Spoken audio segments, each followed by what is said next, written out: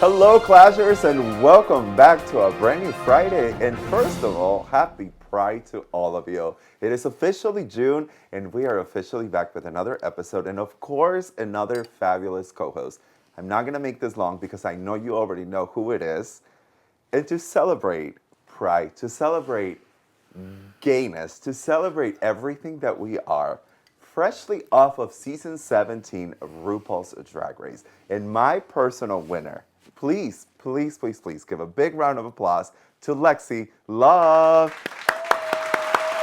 Hello, how are you doing? I'm good. Hi, how are you? I am just thrilled to have you here. Thank I you. am thrilled to just kiki with you. Let the girls know everything we know about each other. I cannot wait. This is definitely a long time coming. Not a month, not a week. It's been 20 years in the making. And it is a full circle moment that we're both sitting here, that I am sitting here with a TV star, with a drag star, and just TV personally, a motherfucking star, LEXI LOVE. Such a gag. I literally said that I'm the D list. Kathy Griffin says my life on the D list. And I said getting on the show, I feel like I'm that level of like celebrity. And people are like, no, girl, no. No. You think that that's what happened. And I'm like, okay. Listen, my whole skit, like my whole thing about it is like delusion. Right. My It did whole thing. Joella well, honey. It did does. Joella really It's not well. a lot of people right. So you just have to know that you're an A-list. Thank you. Don't nobody Yeah, know me, no, but in my hello. mind, I'm an A-list. I'm all the alphabet list, honey. I know that's for LGBTQ and A-list. Oh, wow. Amen. Amen. I'm so happy to have you here. I'm so happy to kiki with you. I usually do not involve the clashers with questions because I'm a selfish ass. Okay. And I usually don't I tell remember that. I usually don't tell people who the co-host is until like they find out. But this time I reached out to some people and I was like, listen, we have LEXI LOVE in the house. Oh. We would love some questions. And did I get questions? Oh, Gagatondra. Girl, I got questions. I got a whole book. I'm like, y'all bitches expect me to know how to read? But Yes. here we are. Okay, come on. Let's read. Oh, and you got your glasses ready to read. I didn't even know. I'm prepared. Read a bitch down for filth. Okay, so the very first thing that we do on the show, it's kind of like to prep you. Okay. You know, kind of thing. Okay. We ask every single co-host who your favorite diva, your number one pop star is.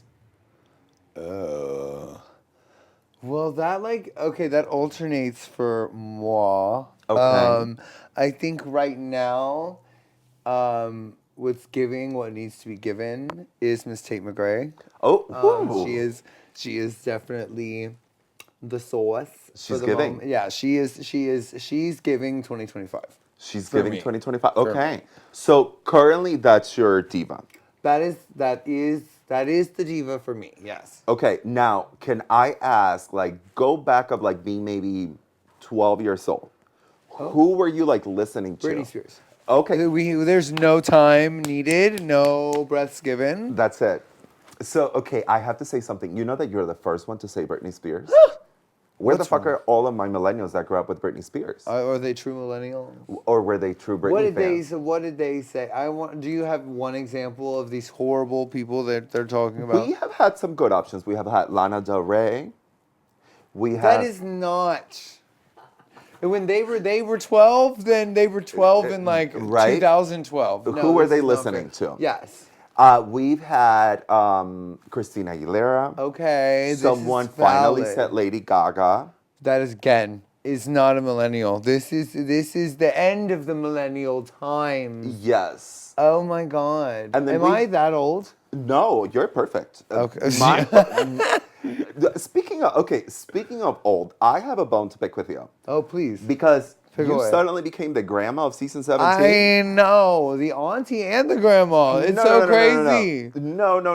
It seems like it was just yesterday when you and I were popping our pussies. I at the was dock. just doing it yesterday at a bar near you. I can't believe that these kids don't think that I've got it in me. I mean, honey. Oh, you showed it. You have it in you. Oh, I know. No, once we finally got our phones back, I will say this, like, I was immediately like, okay, and I did this, and then I worked here, and I stripped at this club, and I did this, and all the girls were like, They don't know your life story, oh really. my God, Grandma. I was You, like, she's been around. oh yes. You're like a Pandora box. I thank you. I thought I was more like Narnia, the Lion, the Witch, and the Wardrobe, but oh, Pandora box is cunt That's too. cunty. Yeah. That's cunty. Cunty, cunty, cunty. I want to get to, I have so much, again, I have known you, we have known each other for a long time, but I just have so many questions. Please. Not even drag race related, just you, like where have you been? How, I want you to tell everyone how you got here because it has not been an easy road. Yeah, no, I mean, my entire story is just riddled with trauma. That's what going to rehab I kind of found out really soon or quick off in my short stay there. Trauma has been my catalyst for honestly forward life motion this entire time. Now, have I made mistakes? Yes. Have I made wrong turns? Yes. Have I chosen wrong paths? Absolutely. But without all of this trauma that I have had, I would not have been as motivated to go out and force these things to happen. I would have just sat on my lazy ass and not done anything. Yeah, that's just the fact of the matter. I've like come to peace with that. I mean, you know, they say pressure creates diamonds. Ew. So I think that as a gay man and as part of the LGBTQ plus community, trauma is something that bonds us, whether we like it or not. But I do believe that trauma is what really gets our creativity going. Absolutely. It's crazy that it is something that bonds us, but a lot of gay people don't acknowledge it. Or that they use it in a negative way. Absolutely. Or they're not even aware that they're using it in a negative way, but it's happening without their knowledge. Exactly. Yeah. It's such a true statement because I think sometimes as gay people, we go on in life and become the people that we hated. Oh, exactly. You're trying to. This is exactly what I did. Oh God, I literally had this epiphany like the other day. I was like, this whole time, I convinced myself that I was trying to become anything except my mother. And then when I got to rehab, I realized that I had all the same habits as my mother. I followed dealing with situations with my anger the same as my mother. I followed in addressing situations with my joy the same as my mother. And everything was just emulating her life and what I had saw through her. Nothing of any of the life experience that I had gained over the last 30-something years. That was like mind-blowing. I was like, when I was like, I got so far in down the hole at one point, I just kind of forgot the things that were important that I found away from all of that. So being able to not be the spitting image of your parents is a big deal to gay people. That's like a huge thing to all of our lives. Like that's something we're all afraid of. And then it's something that we all think we're not doing and we're doing. Yes.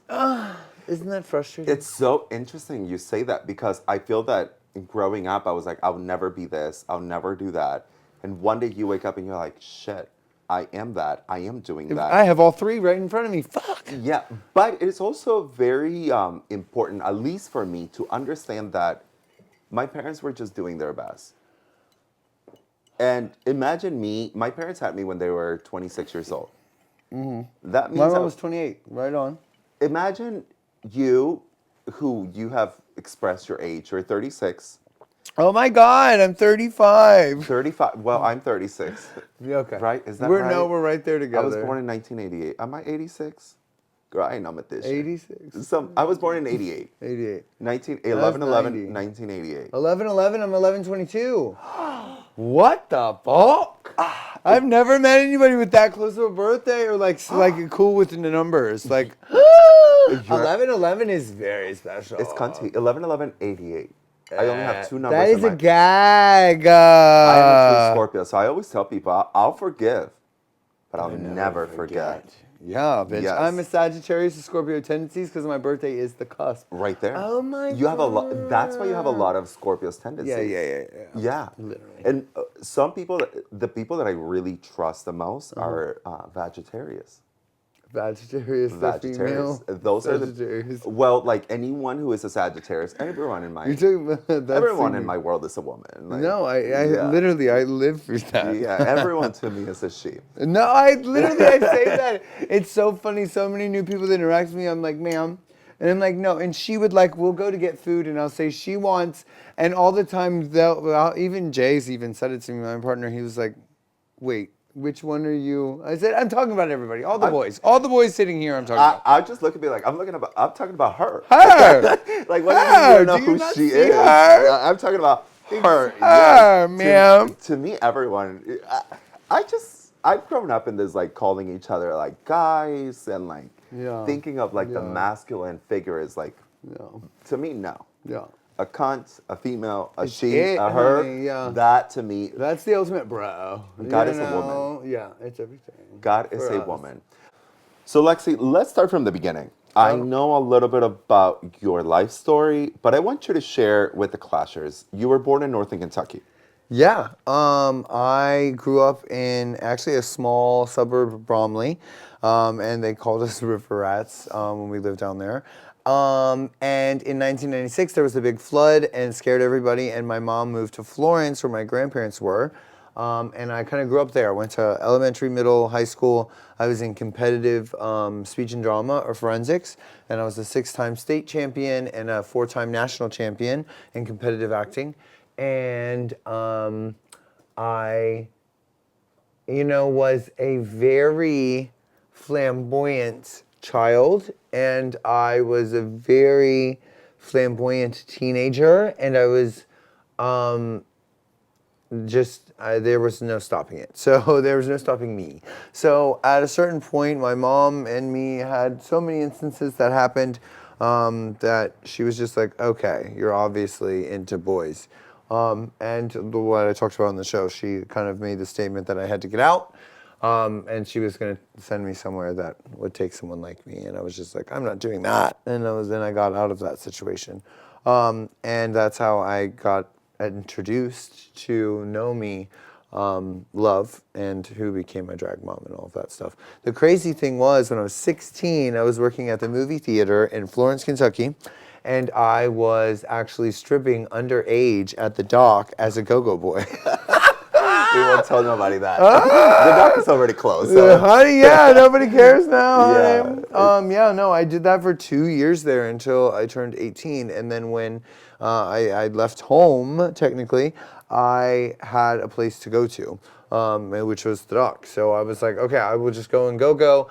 And I was like, I'm tired of watching these queens do something that I think I can do. So I was like, you know what? Why don't I try?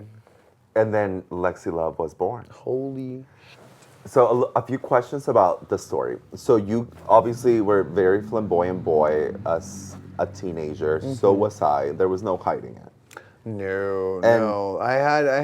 There was a skip in my step when I was walking with one foot. Like, it made no sense. Do you now feel though that was such a blessing in our life? That was my only path. There was no way that I could have lived life any other way. I would have hated it. Of course. Yeah. And shout out to all of those corporate baddies who were meant to be a drag queen and they're stuck in there. Literally, that just refuse to give that to themselves. Because through all of the hardship that we go as flamboyant teenagers, I think there is just a silver lining that like you can't hide who you are. Yeah. And I dated very straight acting men who were always very jealous of that connection that I have with the gay community. And I'm like, you might be jealous about that connection, but that connection is trauma that bond us together, that we understood in high school, middle school, like, oh, here goes the other gay kid. Hey, girl. Which is that we're okay expressing. These people are so obsessed with keeping it covered, and we're not admitting that they have it, and it's whatever personal trauma that you have not allowing you to acknowledge it. But it's the people that have actually been like, yeah, I've got it. Let's not be in pain together. Once you're able to accept that, your world opens up. Yeah, through all the trauma, there's always something that comes on the other end that you're like, Absolutely. holy shit, look where we are. Yeah. I mean, yeah. I think the more trauma that you have, it's like a roller coaster ride. So the deeper the low, the higher the high. So you just have to be willing to find that high. You know, I really find something really interesting that all of the people, when I was growing up, I am an immigrant. I moved to Cincinnati when I was 12 years old. I didn't speak English. People made fun of me not only for being gay, for being brown, for And being being hot. flamboyant. No, girl, no. I would have picked on you for being hot. I would have been like, No, no, you no. fucking bitch. I was the funny looking 14-year-old who was growing facial hair, Oh. who I was too flamboyant, but I find myself that now all of those people that I envy through high school and middle school, I'm like, you have a really fucking sad life, Yes. right? Yes. It's a full circle moment that I'm like, Yes. I would not, what the fuck was I envying? Yes. Your life is so boring. I don't want any of it. A lot of those instances you go back and you see and you're just like, oh, I'm good. I win. wow. Well, look at you. So speaking of winner, and speaking of winning, you had your mom on Drag Race. Yeah, I did. And something that really, really marked me was that for the first time, your mom called you her daughter. How did that feel? That moment, that time period felt amazing. It was incredible. It was I something that I never thought, again, like I said, I never thought that I'd have. I said on the show, which they didn't air it, but I said to RuPaul, I said, thank you. This is better than any monetary gift that my mother's ever given me, that you've like allowed me to receive. This is better than any Christmas, any birthday, anything that she could have ever materialistically given me. And that will always remain true no matter what our relationship and our situationship is. How is your relationship with her nowadays? Non-existent. Okay. Yeah, no, we came back from things and everything kind of went back to the old way with her. And then there was just a couple, we didn't see eye to eye politically, and it just kind of put a damper on things. And then everything kind of was rolling out for the show, and this was going on separately, politically, and it was just kind of like a whole storm of bad things that happened at once. And so our relationship is kind of put on pause right now for my own mental health. And I think that you're not the only one watching at home who have had to put a pause for your own mental health to be like, you know what, mom, dad, I love you. You'll always be part of my family, but it doesn't mean that I have to see you every day.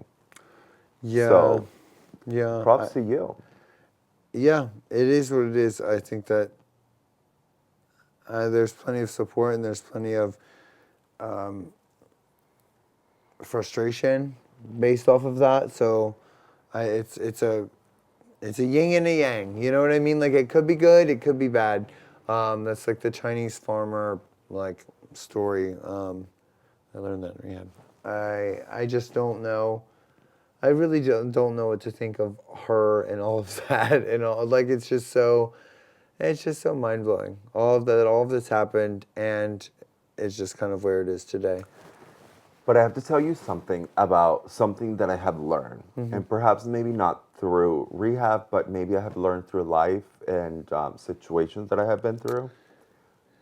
What we're asking for of understanding and love and acceptance, sometimes you have to give that to your parents and to people that don't align with how you feel, but you have to let them be who they are. Right. This is something that I have tried to be an advocate of, and I've done that with my mother specifically the entire time coming back from like doing crystal methamphetamines. So I spent a good 10 years of keeping her in my life, even through my transition up to the point of going to the show, of allowing things to just remain the way that they were. I think my breaking point was the fact that I was kind of given all these blessings and kind of left with empty promises that were finally making up for all this time. And it was kind of like an omission from her that, like I acknowledge that this exists and that I've ignored it or that I've not done it and I can do it and I will do it. And just the refusal to do that at this point in my life, at this stage in our relationship, in our progress, it's unacceptable. And she would do the same thing with me if I was just saying or doing something else to refer to her at this point. So I just think that it's something she can do. I'm just going to be stubborn like her until she does it. Because that's my mom. But it's called boundaries. It is. And everybody needs to have some type of boundary. Again, I'm not saying I would never want to speak to you again. I never want to see you again. I just want her to acknowledge the things that I simply need acknowledged for a daily interaction so I can just go about my life normally and not, feel frustrated or disrespected or unacknowledged on a regular basis. Like I've earned that in life at least, I think. And you have such a huge support that it's Thank like, you. why am I beating the dead horse? When I can just look over to the other side and understand how much love I'm receiving. Exactly. Yeah. So you start stripping at the dock. The dock, if you guys don't know what the dock is, it was The dog.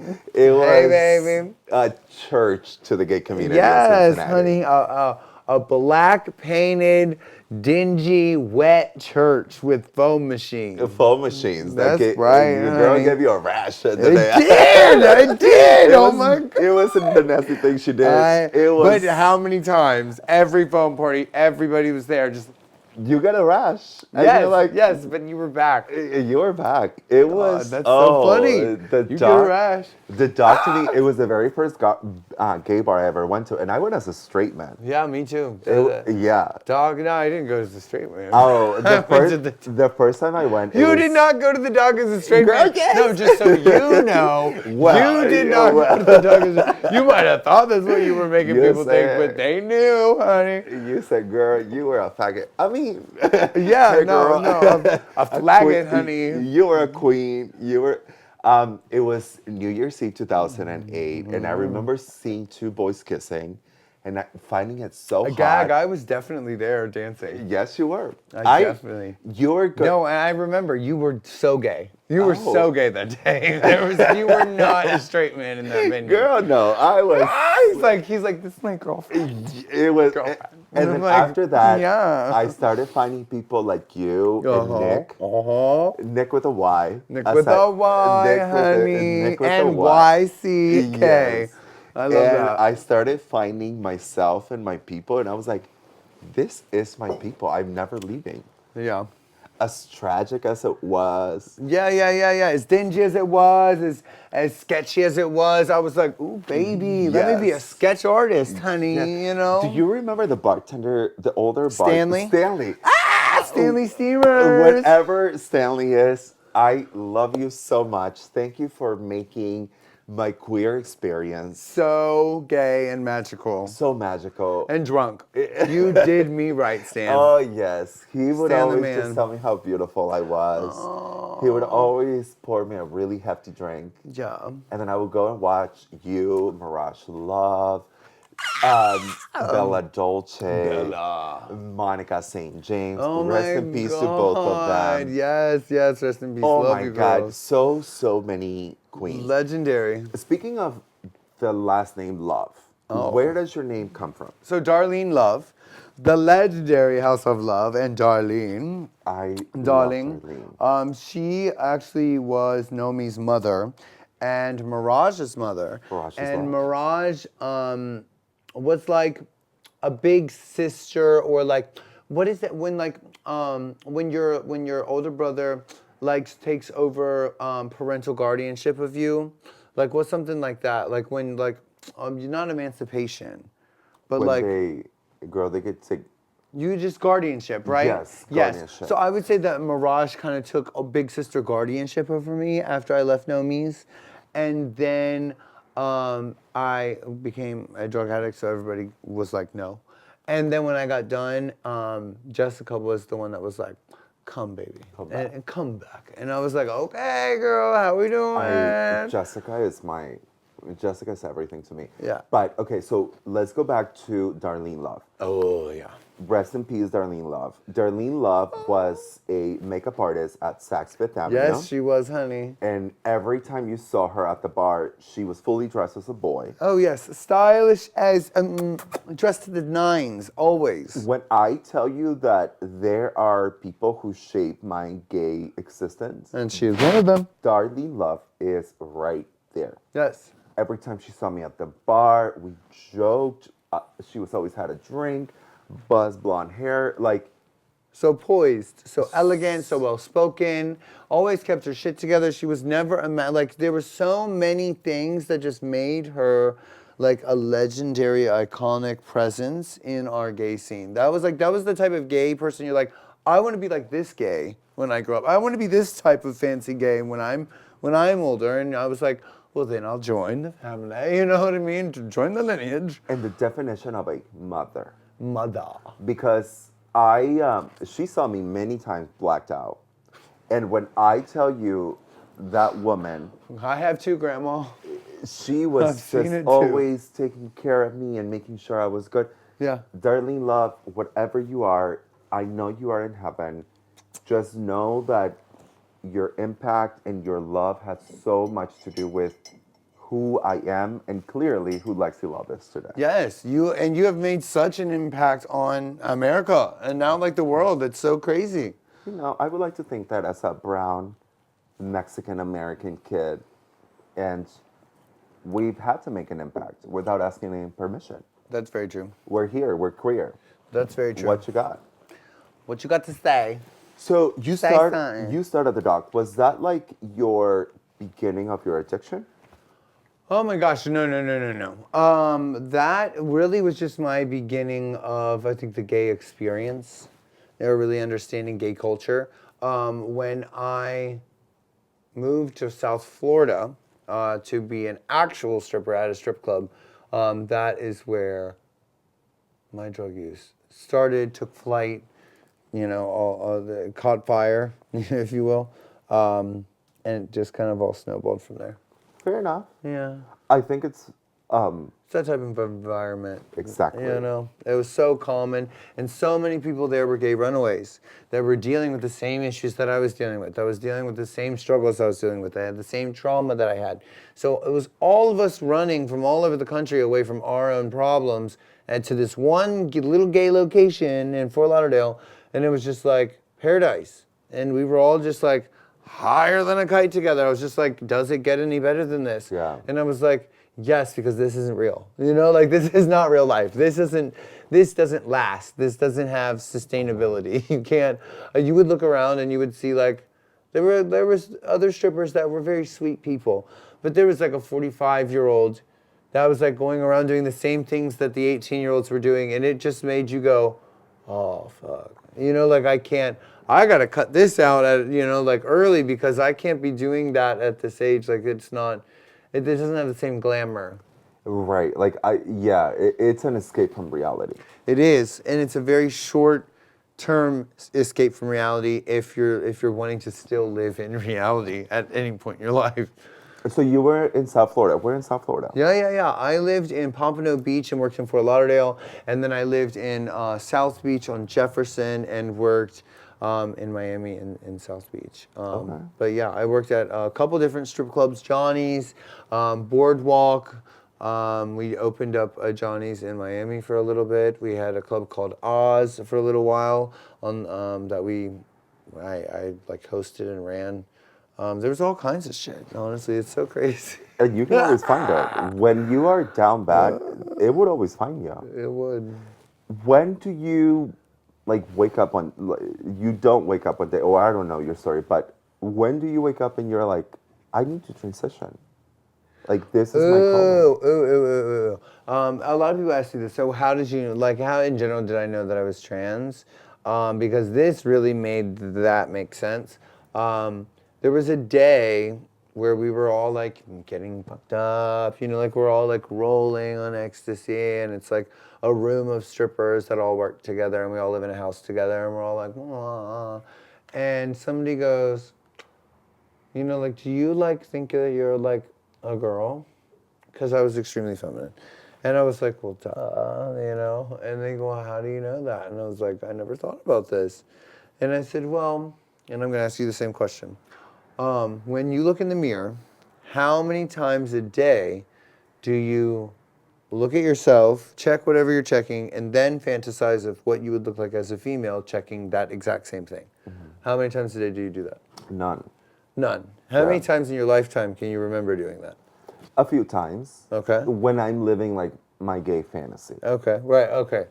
So But I'm not a trans person, and this is how I know, because I love feminine energy. I love being surrounded by feminine energy. I love being surrounded by beautiful things. But when I look at myself in the mirror, I know that that is the right body. It don't look right, but You're so I stupid. know that it's like I'm comfortable with this. Yeah. And every time I have talked to anyone going through a transition, they say the same thing. How often do you look at your body and say, what if this looked like this? And it's not something that is achievable at the gym or Right. by dieting. Right. It is completely something different. Correct. Exactly. So I get it. Yeah. I don't get it, But I get but I understand. Yeah. it was honestly, I can say, I do not ever remember a time, as young as I can remember in life, me being able to look at a mirror and not remember having that memory of seeing myself and then saying, well, then what would she look like? Or how would she be dealing with this? So that was a tall tale sign, like after all of this had happened. The thing was when my mom and when she asked me to leave the house, when I ran off to be gay or whatever it was, I actually lived as a female for an entire year with no hormones, no electrolysis, no nothing at all. At that house with no running water, electricity, with no me love. I had weave glued into my hair, and we were just living as like sketchy cross dressers, really, for pretty much the whole year there. And when I moved back to my mom's, I was like, okay, I gotta hide this. I definitely, she's okay with the drag thing, but she's not okay with the trans thing. It's too much. And I was like, okay. So I'll just do the gay thing. And I said, I'll put this in the back. And I also had reservations about how big I am and how tall I am and how deep my voice is. There was just lots of hang-ups that I had been insecure about. And after a certain amount of time, I was down in Florida doing those things, working, and I was like, well, this is easy. People like me the way that I am. Whether I'm happy or not, I'm already not happy. I'm already dealing with HIV. I'm dealing with all these things that make me not want to necessarily even be here or be alive. So fuck it, you know. I'll just do whatever I can to get high and have fun and not think about these things. So, like not being able to be trans or not being able to have like a normal sex life like everybody else or not being able to have a normal relationship with my mother like everybody else. So I numbed those things with that situation. And once I was able to like want to be clean for myself and not because like somebody else wanted it for me or not because a court was ordering it, just because I felt like I really deserved to give myself something better in life. Once I did that, then everything else started to slowly fall into place. And I told myself either once I moved away from my mom and my grandma because I didn't necessarily want to put them through having to deal with me transitioning because I didn't think they would be capable of dealing with it. I said either that's going to happen or I'm going to have a chance to cocoon like a butterfly in this life. And COVID happened and I was working from home. And all of a sudden the cocoon was built. And I was just like, am I going to do it or not? And I said, I'm doing it. So I started transition immediately. So it really was just like a wake-up call one day where you're like, wait, this is happening for a reason. This is, yeah, exactly. It was, I've been waiting for a sign. I've been waiting for a reason. I've been waiting for the one or the other, the shoe to fall, and it has. So yeah, I'm not somebody who sits on opportunity. I'm not somebody that doesn't grab life by the horns. So as soon as that happened, I said, the universe, thank you for my sign. I'm going to take that and I'm going to roll. Let's go with it. Let's go. I love, God, that really touches because, again, when my coming out, which cannot be compared to transitioning, but my own hell that I was experiencing is like, well, I'm not happy with trying to make everyone else happy. What if Right. I try making me happy? And then everything just falls into place. Everything just comes full circle, and you're like, shit, I was supposed to be doing this. That's such a gag because the impression I've had, can I just say this? I don't know if it's appropriate for all of this, but the Please. impression I've always had of you is just that you have the perfect gay life. Like you have the perfect supportive gay parents. You're the perfect little rich kid. Like everybody just loves you. Just everything has just been perfect. Like you're just because you're always so happy. You're always so go lucky. And a lot of that, honestly, now that I'm doing the work, I'm understanding my trauma. A lot of that can come from having situations that aren't like that, and you trying to make the best out of life. So like it just makes me in love with you even more. Well, thank you. That's very kind of you. I've had a very blessed life. I do. And through all of the blessed life that I have had, I've had very traumatic experiences. Yeah. Like I said, I moved to America when I was 12 years old. I didn't speak English.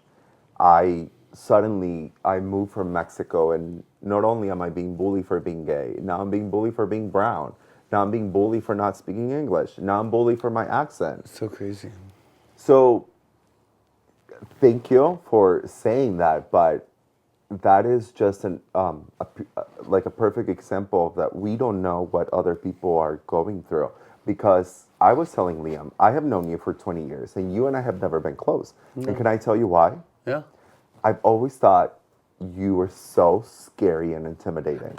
Everybody says that. Right? Everybody says that. Everybody says that. I kid you not. That's such a gag. I was at some point like when I do drugs, I'm a bitch. But other than that, I am the biggest goofball in the world. Well, but I really think don't that care. even myself, who Do has I? known you for 20 years, like seeing you on TV, I was like, wait, this is a side of Lexi that You've never seen. even as a local and someone who has seen her grow up, like I've never seen. Yeah. I was best friends with Nick. A lot of my language comes from Nick, which I realize comes from all of the drag and trans women that he hangs out with. Yeah. Everything. I love that bitch. She is one of the That's most so hilarious amazing. people I've ever known. Yeah. And I just always felt like, oh no, she don't want to be my friend. She's too much. No. See, the problem was with me, my impression was that pretty much the entire scene didn't like me for being the little stripper kid. And I was like, everybody's just grossed out by me and they think I'm trash. And come to find out later on in life, everybody was 9 times over 10, somebody's like, we thought you were a bitch, or you were very intimidating, or it just seemed like it was like, what did I have to talk to you about? And I'm like, who am I? I'm nobody. I stayed under a bridge in Cincinnati. Okay, Like, well, I'm nobody. The time I saw you under the bridge was at the dock. Bitch, you were like 6'4", stilettos, this You're fucking right, skinny, you're right, in a full outfit. Nick was carrying your luggage. I would come say hi to Nick, and then I was like, hi. Like, I would just, hi. I mean, immediately you'd walk away and be like, she does not like me. I swear to God. So I told you that the last time I saw you was at Kings Island Pride. Yeah. And I was walking with my producer to a ride. And I remember seeing you. And my producer Liam said, oh my God, who is that girl? And I remember just whispering to him, I'm like, oh, that's Lexi Love. I didn't want to be too loud because I'm like, oh, she might have snapped me in half. No, I would have been like, oh, somebody's talking about me. What? So it is full circle moment to Yeah. like be sitting here and really discussing so much that we have in common. Yeah. That That's so crazy. we didn't know. No. So that's 2 messages for the girls watching Literally. us. One is that you don't know people's struggles, and they might seem like they have a perfect life, but you don't know what they're going through. And 2 is that do not ever judge a book by its cover. Well, unless that cover and that book is labeled Susie 2. You can judge that ahead of time. I'm just saying. I'm just kidding. Don't. That is, Susie 2 is a prime example of that. Don't judge a book by its cover. This is somebody that like I wanted to be just intimidated by, and somebody that I wanted to just get into my head about. And it was somebody that was really there to help me celebrate my own talents and my own things that I have done right in this life. And I was taking it so hard on myself, and I've done that my whole life. And I bet a lot of other gays in our community, and the ones that are in our community but they don't actually participate in our community, are also dealing with that same exact thing. So I implore people out there, do the work, like just try to understand yourself a little better. Because at the end of the day, we're gonna pick a Mr. Isabel Brooks over a Susie Tooth. And eat, like, I'm not trying to get too deep, but like, think about your relationships at home. Yeah. The guy that treats you wrong, the guy that leaves you on red, he calls you at 2:30 in the morning, you up, you taking that Uber surcharge to go to his house. You're paying. You're paying. It's your money. And at the end of the day, he kicks you out in the morning, and you're like, all right, I'll call you. He never does. He does what to me in the morning? No, he's done, darling. Bye, wig. No. But the guy who treats you right, you're always like, not interested. You do. I have fallen a victim to that in my life as well, and I will say that it's all situational. It's what you honestly feel like you deserve or your worth in this life. And if you aren't willing to give yourself things that you feel like you're worth and that you actually do deserve, then you're always going to come up short.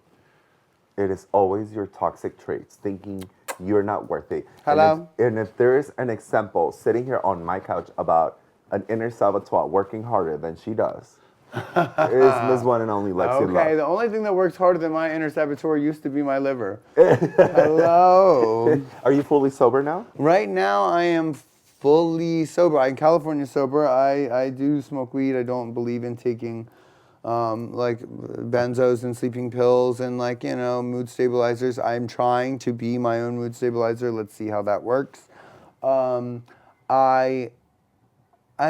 My trauma is the main motivator in my issues and my substance abuse. And my main substance abuse issues surround narcotics. So alcohol is just a secondary factor that I'm just using to balance out my life.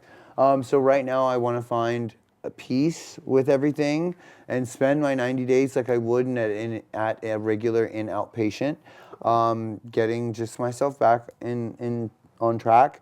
And then, I'm still going to let myself have wine at dinner time and something simple like that. Am I going to be a hard liquor girl that drinks on a Tuesday morning anymore? I don't. I think those days are over. You said on a Friday morning? Girl, no, Friday morning is a Friday morning. But, I mean, it's Pride Month, too. Yeah. No, see, I'm making excuses already. I need to call my sponsor. No. I'm an adult. I need to call my sponsor. I actually even struggled to, drink a little bit of wine today because I dated someone whose sister was very much an addict. Yeah. Almost lost her entire life because of it. And we were always very respectful when she would come over to the house. And she said to us, I'm not asking you to change who you are for me.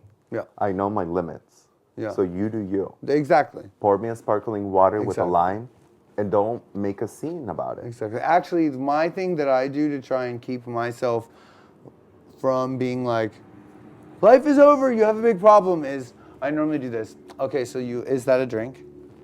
It's a drink. Okay. It's a little Can I wine. see it? Yes. So normally I just want to inspect these to make sure that there's no fentanyl in them. Oh. There is no fentanyl in that, so you're fine. You're fine. Okay, You're fine. gorgeous. You're totally fine.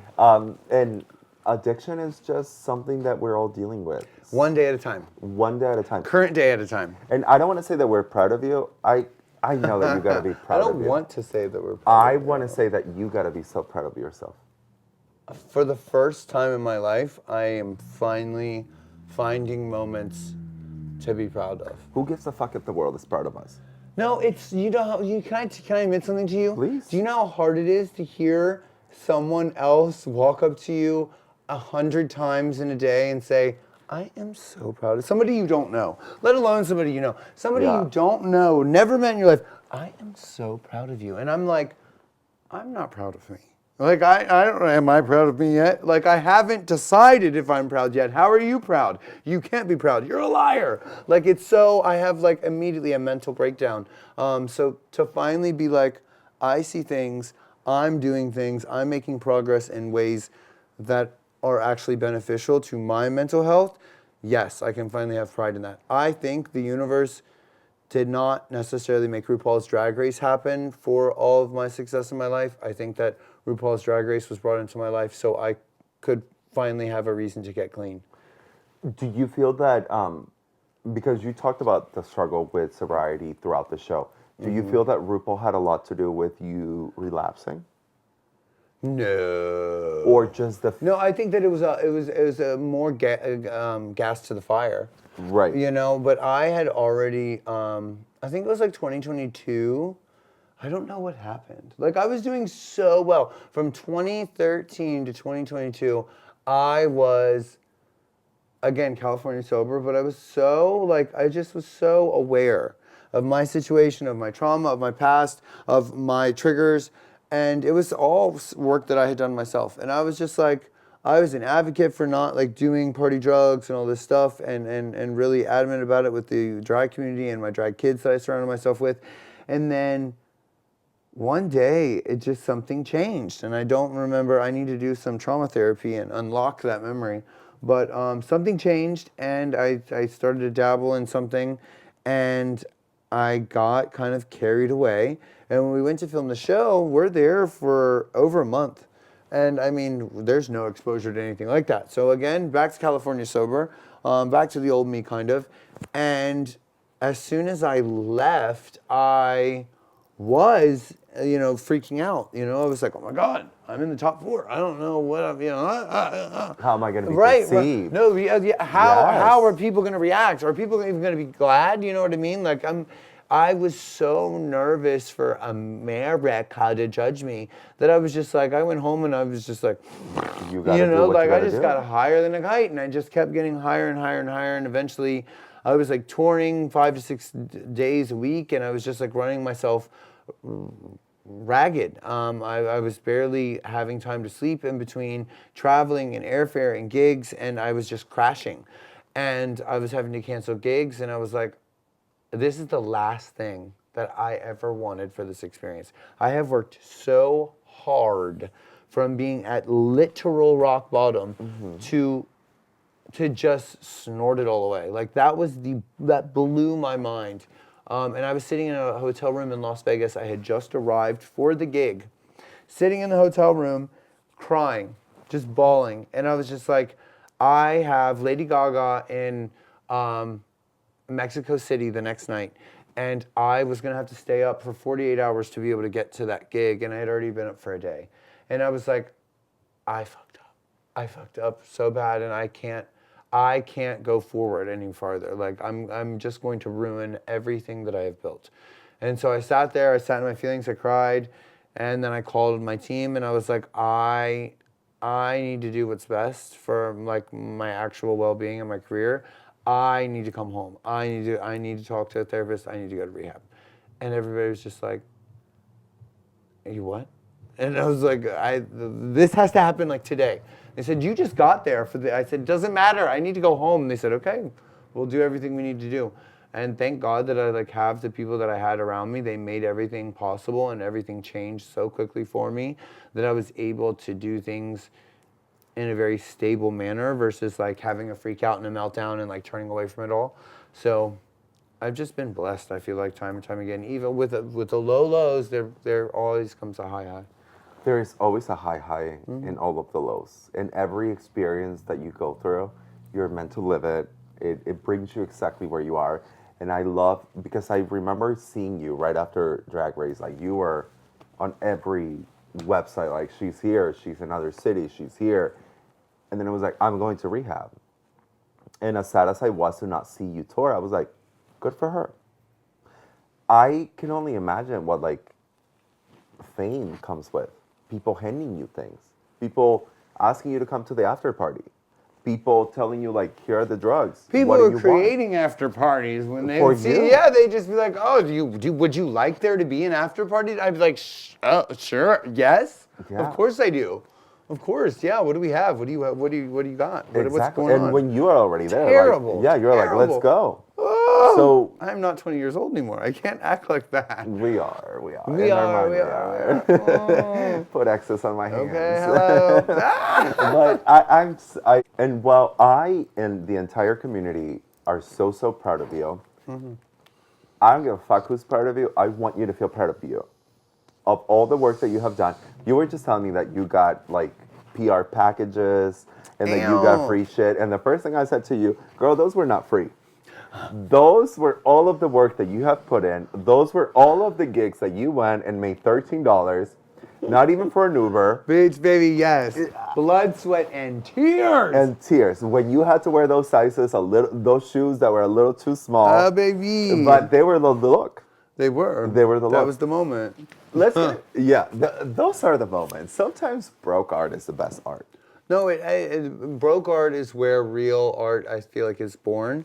And thank God, thank RuPaul, that my drag and my art was influenced by that time frame or that type of aesthetic, because that's always going to give, I feel like, me some type of edge over somebody that doesn't have that type of outlook. And your story will always just make you shine, regardless of anyone at home. Stop trying to be somebody else.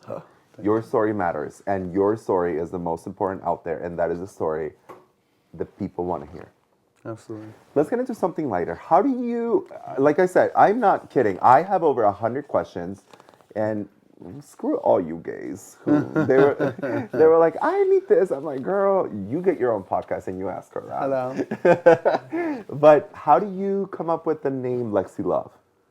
I wanted to be, so we modeled our names after Continental girls when I started drag. There was no RuPaul's Drag Race when I started drag. So Continental was it. And you wanted a fishy, ladylike, a womanly name. And I wanted Alexis Love. And Lexi was the like cutesy abbreviation of it. So Alexis Love, honestly, is the full name Government that I've name. had. Yeah, I guess you could say the official government of pageantry name is Alexis Love. And Lexi Love is what that evolved into and what I felt cutest at. Nomi, of course, was my mom, Darlene, my grandma. And Sasha Colby was my, she was my mecca at that point. Your role model. Yeah, so I wanted a name, Sasha Colby, Lexi Love. Those sound like porn stars. Like, let's go, let's watch that. It's two girls in a, and hopefully not a cup. Two girls, no cup. Two girls and no cups. Ew, honey. So you said, a question was, who is your favorite drag queen of all time? Is it Miss... all time? Like, who is, like, the girl that you, like, that is my drag persona? Of all time. If you could share the stage with one drag queen. Share. Share. That's the ultimate drag queen. Yes. No, she's it. I have a drag Mount Rushmore.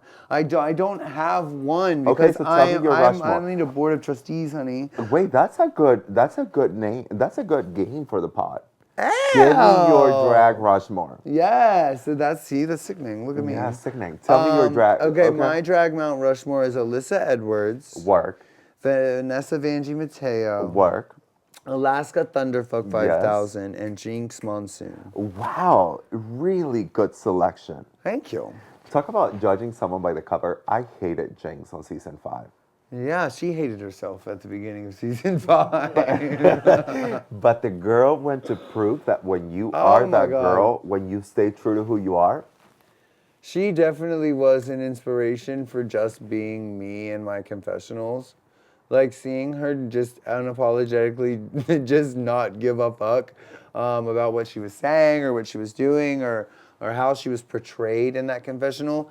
Maybe I, of course, cared about how I looked, but I really was, I tried to channel that free mind, free spirit while I did mine.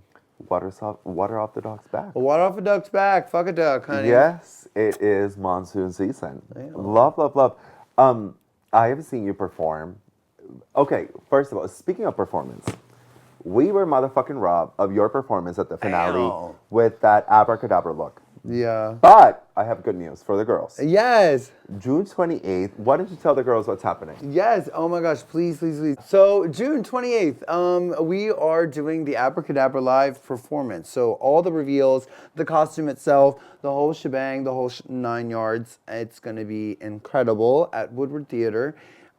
Tickets are on sale at cincyticket.com, and Hormona Lisa will be there with us. Oh my God, I can't wait. So June 28th, it is also, for everyone who is out of town, it is the same day as Pride Parade here in Cincinnati. So you can make the most fabulous weekend. You guys can like fly in, drive in on Friday, go to the parade on Saturday. There's going to be so many things happening. The culture clash, we're having a float at the parade. Yes, I'm going to be riding the Oscar Mayer Wiener truck. Oh, I know that's right. You on top of a wiener. I know that's right. I know that's right. So, and then as soon as the parade is over, there are 2 shows that you're doing. Yeah, we'll have a matinee show right after the parade. Okay. And that'll kind of be a Pride Center Lady Gaga show. And then we'll have a night show at 9 p.m.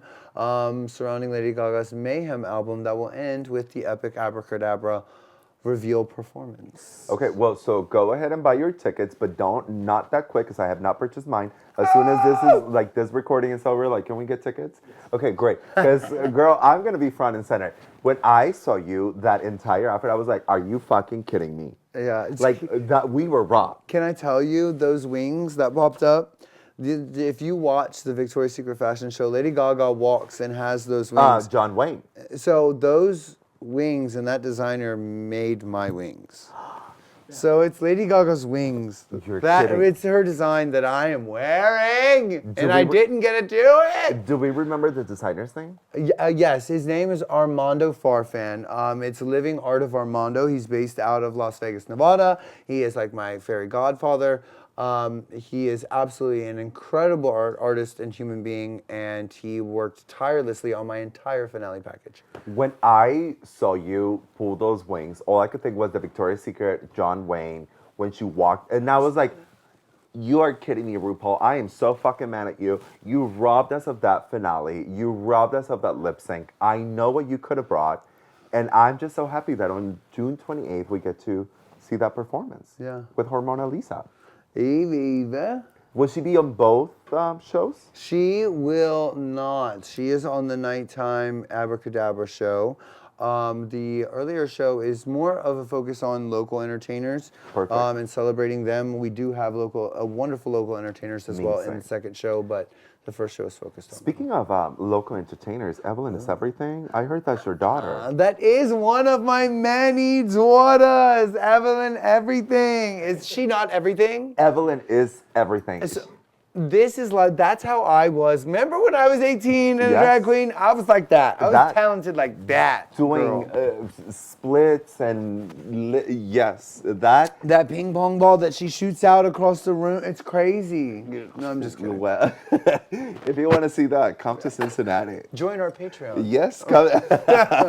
How do you like conceptual? Are you a seamstress? Are you? No, Don't gag on it, girl. No, not a seamstress. You did pretty good on the sewing challenge. I am a homosexual, and I was born a homosexual at one time. So having that in my body means that I know how to work a sewing machine. You have the. I have the ability, the capabilities. You have the delusion. I can marry 2 pieces of fabric together, and they won't come apart. So that's all that I care about. It doesn't matter how it looks. It doesn't matter how it gets there or gets finished. It just matters that it stays together. There are two people. There are 2 people in this world there are many people in the team of a drag queen, but when it comes to a performance, there are 2 people. There's a designer and there's a seamstress. Shout out to all the seamstress who can put perfect garment together. Do you usually have a team that you're like, I am envisioning this? They sketch it, they sew normally it. that team is me. Yeah. and I'm like reaching out to local people. When we did stuff for the show, however, I reached out to the designers that you see the girls use. Like, the thing is, I had an Apple Notes binder that was like full of designers, wig makers, all just music writers, just a list of things that I'd seen people use over the last 5 years that I had been auditioning. So when it came time for me to actually go on the show, if I so made it on, which I was like, I'm gonna make it on, blindly thinking that. I kept this list because I was like, I'm just gonna go to use these specific people because I love what they already make. And as soon as I got like the runways, I started to pick designers that I thought would make things that were cool for that, like Utica for the quilted look because she did the quilted sleeping. Like it was very specific to all that. Now I spent a ton of money flying around the country trying to get all these outfits made from all these different high expensive people, just so I would love my runways. Was it worth it? Yes. Everything. Every penny. Every penny. I heard you talk to Michelle about that Mugler inspired look. Oh.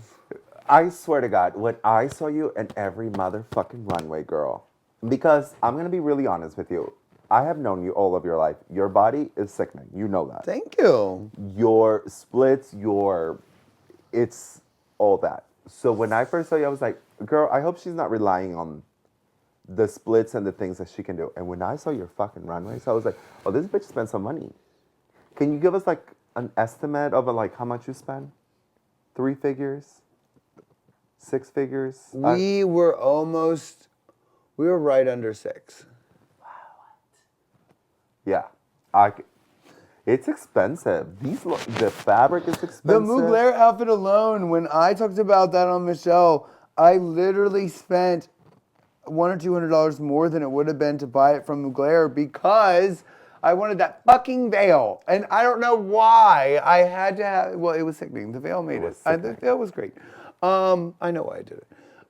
I should have bought the Mugler one. I did so many things outlandishly that I was like, there's a picture that circulates online that I posted of me in that green coat. And I'm sitting on the side of the street in Chicago and I'm like hunched over. And because I literally was contemplating my life then, and I was like, this is insanity. What I've chosen to do is absolutely batshit insane. This is what somebody does for All Stars. This isn't somebody does for right now. Did I use one costume from my closet? No.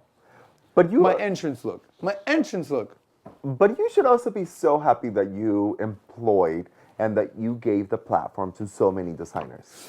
Oh, I love that. Mugler does not need that shit. I love that so much. I really, really, really, really did. And I hope that will translate into me working for other designers. Exactly. Holler at her. Holler at her. I need a runway immediately. Well, we have a lot of designers here in Cincinnati. Yeah. I have a few names that I'm gonna... Please. I have a corporate baddie that... Come through, baddie. She literally... so I don't know if you know this, but I went to a fashion school. No. I'm not a seamstress. I went to the Art Institute for Fashion Design, and I left after a month because it was unaccredited, and they were stealing my money. But I literally wanted to go to fashion design. Okay, well, listen. You don't need to go to fashion school to know how to sew. Hello. You pick up a sewing machine. Stop drawing. If you want to become a runner, you don't watch YouTube videos. You go start running. If anyone that wants to be a fashion designer, start sewing. And I have a friend of mine, Ben Shoemaker. I don't know if you know him. You'll be introduced to him this weekend. I am always gagged at the things he makes. So I'll connect you with him that he's amazing. And thank you for just inspiring other gay local artists to just make all this shit for the stuff. Go support your local drag queens.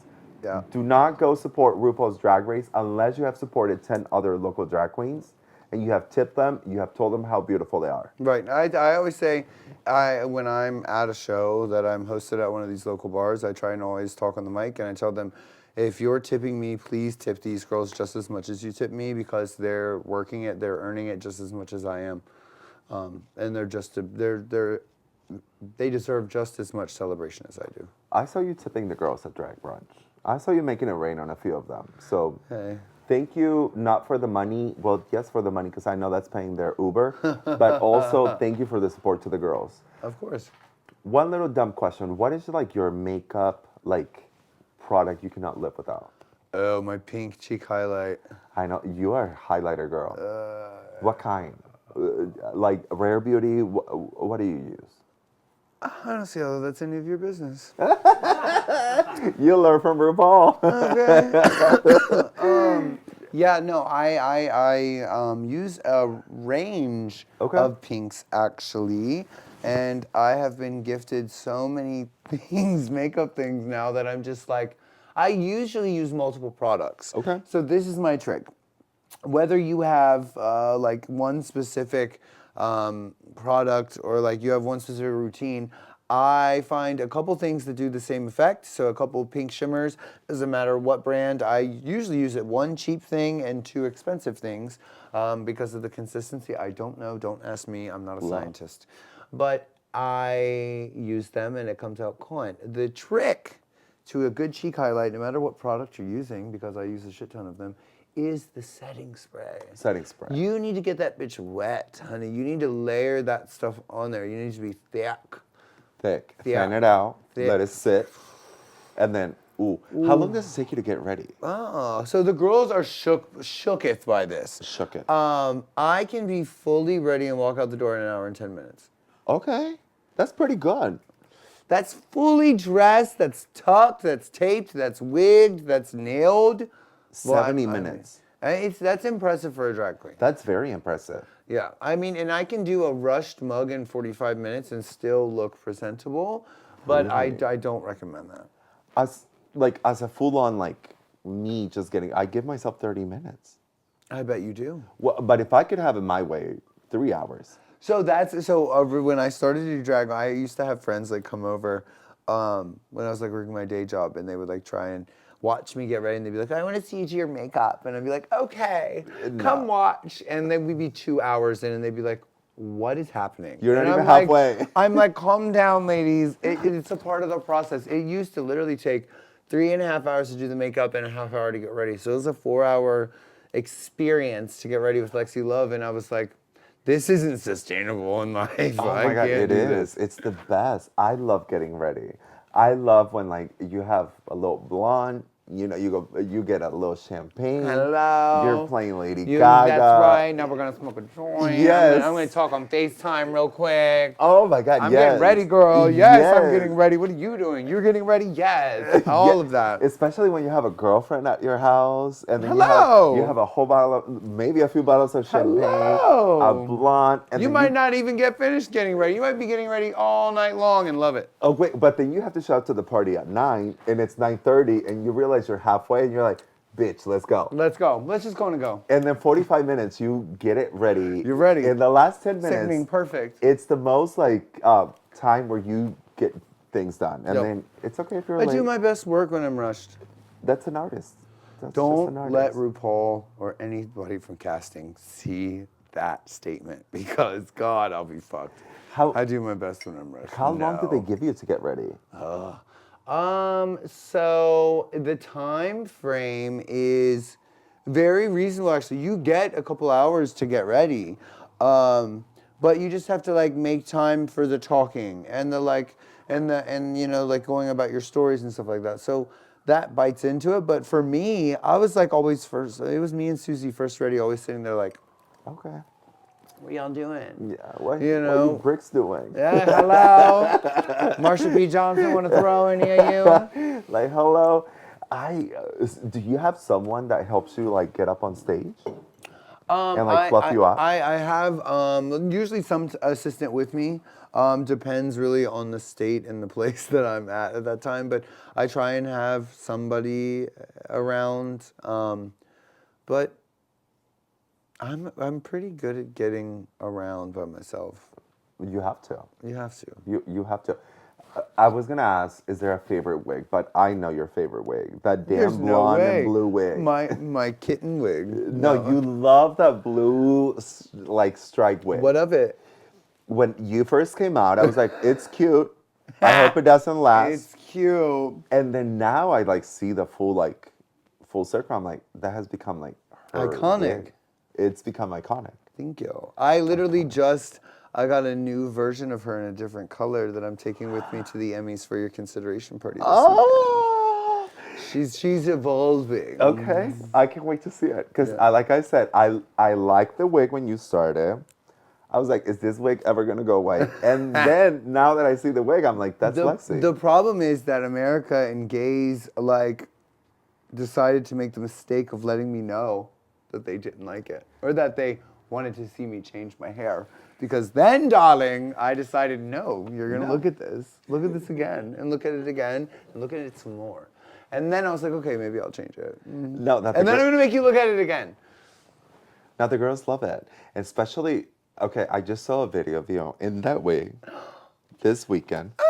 It's gone a little viral. It has. I'm so gagged. The last time I looked, it was like at 18 million views. A lot of views. Whoa. And like a lot of likes on Twitteration. That makes me so happy. So for those of you who have not seen the video, we'll post a little bit about it, but it's Miss Lexi Love in that damn wig. Come on, baby. Talking to... Sharkeisha. Yeah, to a child, and it was...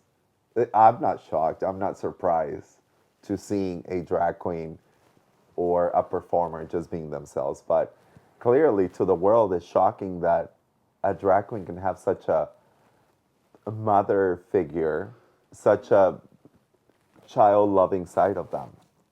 Can I tell you a secret? Tell me. It's funny because watching that video, you can't see what I'm thinking. But to me, every time I'm thinking about what I was thinking in that moment, and the part that, again, the universe is so weird. The part that messes with me the most is in that moment, I was like, God, am I even supposed to be talking to this kid? Because everything that you have seen and everything that people says, I'm like, fuck, somebody's gonna say that this is messed up. Like, I was genuinely nervous for that interaction, and it turned out to literally be something that I was afraid of, but in a good way.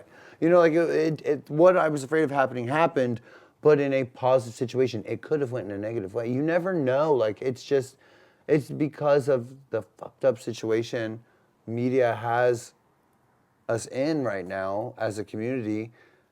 It's just so weird to think that that was my mindset, and I was in a worrisome mindset when it honestly was so much joy. That kid was so impressed and just in awe of that hair. And I was like, me too, motherfucker, me too. It's cool, man. Like that. I was so happy that somebody that young and innocent could see the bliss and the glory and the joy in that. And that just brought my soul at peace. And to just see other people just acknowledge that interaction in a positive way brings me hope. And isn't it sad? Isn't it sad that it's such a pure and beautiful moment in the back of your mind is like, how am I going to be perceived when I'm just having this beautiful interaction with this child who is interested in my art? Not my wig, not my heels, not my transition, just simply my art and my creativity. I was a wow for him. Just my presence. What? That's what I've always wanted. Now, you know, let's take it back. Remember when we were talking about people saying that they're proud of me, and I'm like, I'm not proud of me, so I don't believe you're proud of me. When that kid was like, I'm wowed by you, I was like, I'm wowed by me too. I think he's right. I believe him. He's not a liar. Adults are liars. Adults are mean. Adults can be cunts. That kid is so pure and honest and true. I was like, you're right, man. I'm fucking cool. And from that moment on, I was like, okay, I've got this. This is going to be a good day. The innocence of a child. Oh. There is a Mexican saying that drunk people and children always tell the truth. Absolutely. And you know what? The first person to clock a trans person, the easiest thing is a child. Oh my God! I could be fooling everybody in the room. We could be at the grocery store. I could be walking down, quick bangs, head down, no spook. And the one child, all it takes is the look. And I'm like, oh my goodness, that is such a riot. It is. Child. Children are just, I personally do not like children. I fucking hate children. I'm just going to say it out loud. That means you're a child still yourself. I hate children. And I hate them. Yeah, they love me. You have no idea. Because I have the patience for them for 15 minutes. And then after that, I'm like, you can go. And they're like, no, we want to say, Where did I lost my, there she is. There you go, girl. I need a drink of this, sorry. You go get it, girl. I finished my tea. It's the first time that we got her some horchata. How do you like it? No, I love it. It's good, fabulous. Right? It's so good. So fabulous. So good. Like I said, I have so many questions, and What was your first? Let's ask some questions. Let's just go through like quick questions. Ooh. What would Lexi Love of today say to the very first performance you ever did? Who was it, by the way? What was the first performance you ever did? Ooh. Do you remember it? Yes, there's a video of it online with Nick with a Y. He's in it with me. It's with Jessica Diamond, Nick with the Y. I forget the other queen. We did Girlicious. Stupid, you did some stupid shit. And oh my God. I would say, don't break your neck. Okay. Because on that video, I'm going like this to whip my hair. Like, what is happening? Like, I was trying to whip the hair on the woman behind me. You were giving the girls what they wanted. I was giving myself a whiplash. Good. That's what I was doing. What scared you most about the future? The future. Okay. What excites you about the future? The future. Literally, it's terrifying and exciting all at the same time. If there was one last performance you could ever do, one song, what would it be? Alter Ego. Oh. If I had one time. Just one last time, give it to me. Hello. Yes. There are just there are just so many. So I'm just gonna ask you. Wait, you did talk about being HIV positive. Yeah. When did you find out that? Ooh, when I was 18. 18. Wow, very young. Yeah, it was the first time I had unprotected sex, actually. I had sex for somewhere to stay because I was homeless. They made me trade sexual favor for somewhere to stay. And I caught HIV. Wow. Yeah. Isn't it so different finding out that you were HIV positive almost 20 years ago, 18, 17 years ago, versus today, of what it means? We now understand the stigma and how we have been conditioned to treat someone with the disease rather than treating the disease. Yeah, I've said, like, it's funny now to me, I have to laugh at it because it would make me cry if not, but people now flaunt PrEP around like it's cool. And I remember a time when the same exact pills being in my bag had gotten me thrown out of people's places. So it's just crazy now to see. It's amazing. This is kind of what we've worked for to get gays to this point. But I think a lot of people are starting to become detached from where we came from just a short amount of time ago. Because I'm somebody that has a unique knowledge or input or view of all of that situation. And a lot of people don't see or know. All the girls from my show, lucky, blessed, I'm happy for them that they, don't have to deal with any of that. But it just goes to show it is changing a lot for us, and we're losing a lot of the knowledge of just what has changed in what amount of time. In the understanding that every single generation in our community has done to be where we are today. Yeah. Because like you said, today having a bag of or a pills like Truvada or PrEP or anything seems like, oh, you're taking care of yourself. Where back in the days was... You're a monster! Get out! And this is 15 years ago. Imagine what it was like 30 years ago, 40 years ago. Terrifying. With where our community have gone through. So for everyone out there, we are never, ever fighting someone with the disease. We are fighting the disease itself. And the stigma that comes from it, understanding that it comes from our own community and our own comments. So be mindful of that. Thank you for sharing that. Like that, I did not know that. And makes me feel no different. But because I also have been in this world for so many times, I have seen so many people. I have my my gay uncle, who to me is like my drag mother, like my biological drag uncle. And he says to me, I have never gotten tested. I haven't been sexually active in the last year. So like, he said, but you will never understand what it was like for me as a 65-year-old gay man when I was 19, 20, 30 years old to go get tested versus what it was for you versus what it is for someone who is 19 today. Today, yeah. So know that every single person that has come before us has had an impact. And you at home, who are just coming out, who are young enough, you still have an impact, and it is up to you how you use that platform and how you use that voice. So be mindful. Absolutely. Yeah. So, to that, I have so many questions, but the very last question I want to ask, I want to really end it on the best. I could go on. My producer was like, "Okay, girl, we've been on for too long." He's gonna have a hard time editing this, but I don't care. It's okay. He's I like, could, thanks. I could sit here with you for because we really have decades of us just talking about many places. But the last question I want to ask comes from Marcel Hughes, who is a queen who has been on the show before. And her question is, we know you're all about love, but what does Lexi Love hate? Oh. I hate entitled drag. I hate entitled drag. And entitled drag is, I put this in my audition tape, is a lot of Ru girls.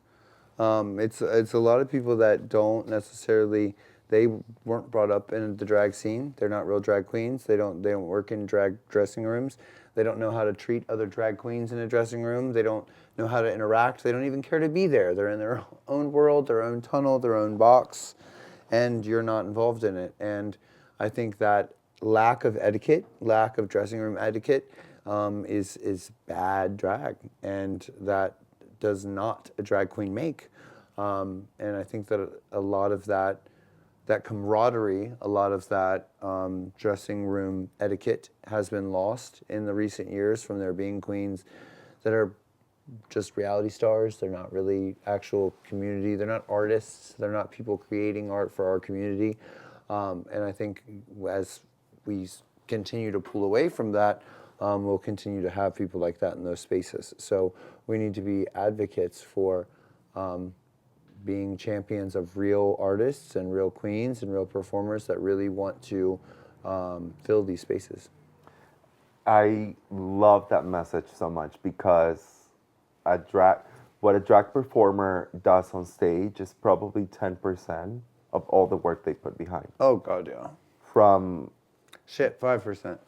probably That's the downhill ride after you've done Oh, all the yes. work, honey. That's- That's the feel my oats. Everything else is up until the moment the music starts. Okay. yes, wardrobe malfunction, hair malfunction, Yeah. fighting with Brain the- malfunction, just all of it. Yes. So thank you for acknowledging everything that goes behind a drag performance that we that we see at the club, and that we often like. Okay, we want to dance. Like there is so much.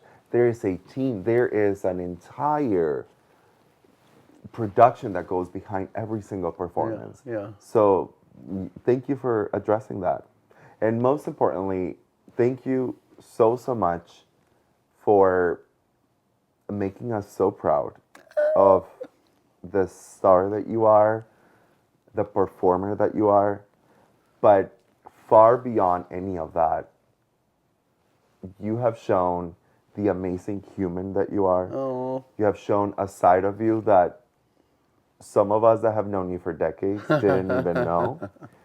I am humbled to be sitting here with you. I am humbled to see you on TV and be like, that's my bitch. Yeah, thank you. And most importantly, thank you so much for sitting here on my couch, sharing your life story, and just being here with me. I love you. Thank you so much. I love you. This is sweet. Clashers, thank you so much. I want to remind you all that on June 7th, Miss Lexi Love is going to be at Blue OTR. Yeah. There is going to be a meet and greet from 9 to 10. And then at 10 o'clock, there is going to be an entire show that I am not going to miss. Before that, we are also having Gay Icons. The red carpet is happening from 7 to 8. There are still few tickets available that you can purchase on our Eventbrite to support all of our local queens. It is going to be an amazing show. Lexi is going to be there. I cannot thank you enough, all of you, Lexi, and every single drag queen and every single people of the LGBTQ community who has come together to put events like this so that we can celebrate being gay and being ourselves. Thank you all. Thank you once again, Lexi. I love you so much. I'm so, so proud of you. And we'll see you guys next week. Thank you, guys. Bye. Yay. Yeah. I want to say thank you so, so much to Taqueria Mercado here in OTR for sponsoring today's episode. They send us some really, really delicious food, and I cannot wait to eat it. So once again, thank you so, so much for the food that you guys send us and for all of your love.